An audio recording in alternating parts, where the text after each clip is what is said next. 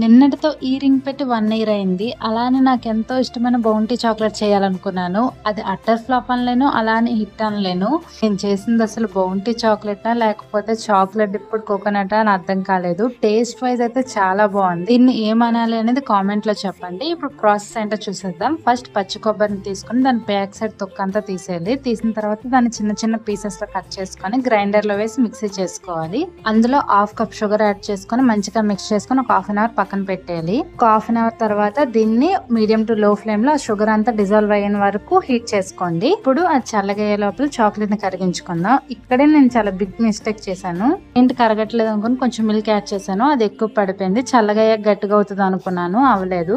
చేయాలనుకుంటే మాత్రం కొంచెం థిక్ కన్సిస్టెన్సీలో ఉంచుకోండి. చల్లగైన కోకోనట్ మిశ్రమాన్ని ఇలా బాక్సుల లాగా లేదా మనకు నచ్చిన షేప్ లో చేసుకొని ఈ చాక్లెట్ లో డిప్ చేసుకుంటే మన కోకోనట్ చాక్లెట్స్ రెడీ.